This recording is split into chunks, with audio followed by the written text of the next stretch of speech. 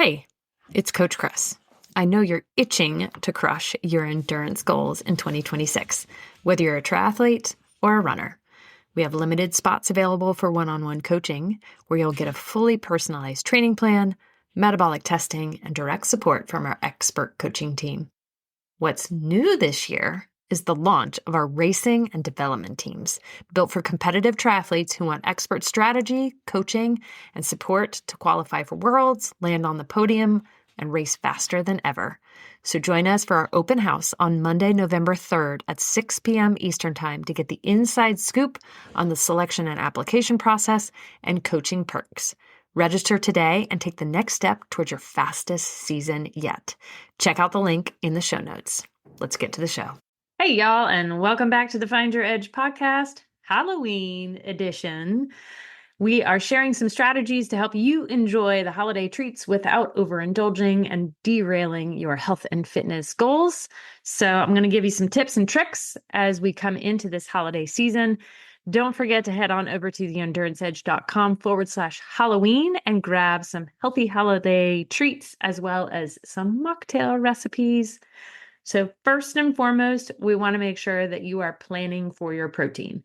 With Halloween or with any other holiday, oftentimes our routines are thrown off, which means our regular meal and snack times are often thrown off, which of course means our protein intake is thrown off. So protein is the magical micronutrient that helps you to maintain, if not gain, that wonderful, fantastic lean body mass that you have worked so hard for. So if you want some ideas of what to have, no problem. We got them for you. If you head on over to our website, theenduranceedge.com, and under resources, you're going to find our free guide to high performance healthy eating. In there, you're going to find sources of high quality protein, both non-vegetarian and plant-based sources. Let me give you some examples. So we've got bison, we've got Greek yogurt, we've got eggs, shrimp, tuna, chickpeas, hazelnuts, hemp seeds, chia seeds. The list goes on. I will at least give you an example. We are having a little Halloween party at our house. I am going to be making a vegetarian black bean chili for all of our vegetarian friends out there, and other people are going to be bringing other items. So that's at least what I'm going to be providing. And that's a great tip. If you ever head to a party of your own, make sure to bring something that you know is healthy and that you can eat and gives you some of that good quality protein. So there's step number one, making sure to plan for your protein and also plan for your treats. I like to be selective because listen, you are worth it, and you are gorgeous, and you are strong, and you are amazing, and you only deserve the highest quality food to go into your body. So if you want to have some treats, okay, cool, great. It's better to indulge rather than to overindulge and then feel shame and guilt. It's not worth it, you guys. It's not worth it. So what are the treats that you're going to allow yourself to have? Generally speaking, if it's chocolate, I probably enjoy it. But it's a matter of going in with some expectations and saying, okay, I'm going to allow myself to have X number of treats. What is that for you? Is it a fun size bar? Is it a whole entire candy bar? Is it not having candy and having something else? Maybe it's a couple of alcoholic drinks for you. You have to make that decision as to what is going to be best for you, your short-term and your long-term health and fitness goals. Be selective. Figure out what your expectations are going to be at the beginning of the evening in the case of Halloween, or really for any holiday. Plan it out. Make sure you got that protein too. And then the other key to remember is to stay hydrated. Here in North Carolina, it's supposed to be upwards of like 80 degrees on Halloween. It might be freezing cold where you are. It might be super hot or somewhere in the middle, but that's oftentimes the thing that we forget, is to stay hydrated, especially let's say you have little kids and you're going to be walking around a lot. Make sure that you're getting that good hydration so that you're not mistaking hunger for thirst or vice versa, right? So get that protein, stay hydrated, and check out our mocktail recipes on theenduranceedge.com/Halloween. Don't forget about those. I got a couple on there, as well as some really fun Halloween treats. You guys have to see these like scary apples. They're hilarious. So definitely check them out. All right. So other things to do during Halloween is try to focus on non-food traditions. Like I'll give you an example. My husband's grandfather used to always put a pumpkin on their roof. Now, granted, this is not a real pumpkin. It's a lit pumpkin, but we get so many comments of people who walk by and they're like, oh my gosh, that is the coolest thing. And that brings us so much joy. And that has zero to do with any calories.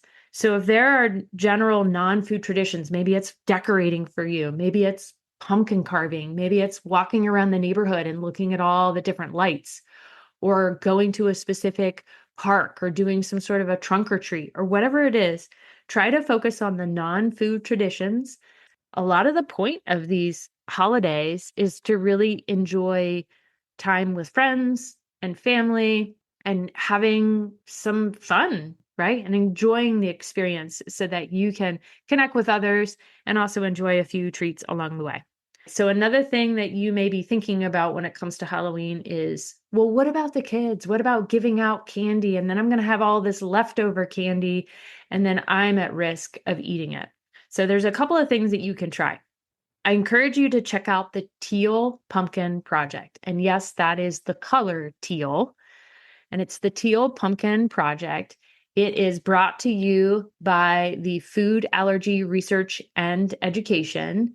And 1 out of 13 children have some sort of food allergy, which can be life-threatening allergic reactions. So what the Teal Pumpkin Project is, and we have this foam pumpkin that I bought probably 10 or 12 years ago.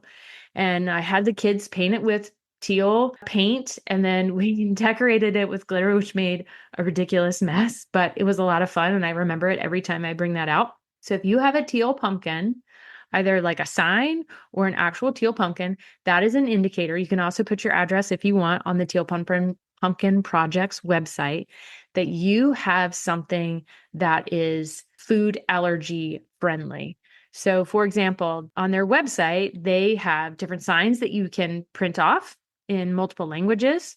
And then they also have some checklists and ideas of things that you can get. Because everybody tells me, oh, well, if you don't hand out candy, the kids are going to revolt. And that is 100% not the truth. So I have always not given out candy. I just find it morally, like I can't do it as a dietitian. That doesn't mean that I don't think those kids should have candy. I'm just not going to be the one to give it to them. And that also doesn't mean my kids can't have candy. They absolutely can. But again, just sort of one of those things that I just won't do it. So I have a teal pumpkin out, and some of the things that we've given out over the years, I mean, glow sticks are a hit for everyone, for adults and kids alike. It also helps once the sun goes down and it's dark out. Some of these kids are in really dark colored costumes, and we're being inherently useful by giving them a glow stick so they're actually visible to traffic. But I generally let the kids choose something that they want to hand out or that they would want to receive as a kid. So it's been everything from the little glow in the dark teeth, like the vampire teeth, or the little fingers, like a witch's finger. It's been the little annoying things that you throw against the wall and they stick on the wall. I hate those things, by the way, but the kids liked them and we handed them out. Bouncy balls, all kinds of stuff that makes it fun without being candy, so that not only is the candy not in your house, but you're also, giving kids who have severe food allergies a chance to be able to go trick-or-treating. But if you are one of those who already bought your candy, you're already ready to give it out, no problem. And if it's going to be a problem being in your house and you're more tempted to overindulge, because that's the point. You want to indulge a little, but not overindulge, because 'tis the season. Now we're in the holiday season. And generally speaking, most people will gain weight during the holidays. And the problem is it gets harder and harder to lose the weight over time. Right. So if we can help to let you enjoy the holiday, but without overindulging, great. So here's what to do with that leftover candy. You can sell it, you can trash it, or you can donate it. I mean, if you just do a quick web search on donating Halloween candy, you will find everything from local dentists who are collecting it to other organizations that collect it and send it over to the troops.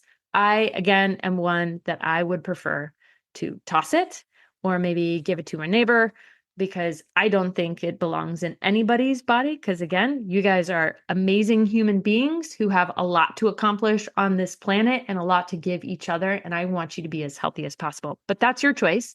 And again, that's my choice with our candy. We also have the Switch Witch for the kids. If they get like gobs and gobs and gobs, we let them keep a certain portion. And then oftentimes we'll buy it back from them. But again, that's totally up to you. Some fun things, some fun little resources.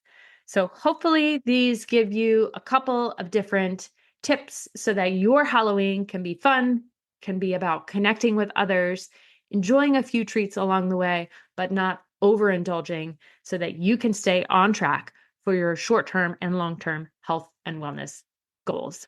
So have a great Halloween, and I hope you tune in next time. Thanks so much for listening. Thanks for listening to the Find Your Edge podcast. If you like what you heard, don't forget to subscribe on your favorite podcast platform so you never miss an episode. And if you're interested in learning more about our endurance coaching, sports and wellness nutrition, metabolic and sweat testing, triathlon training team, or our triathlon training library, be sure to check us out at theenduranceedge.com. And don't forget to follow us on social media at The Endurance Edge.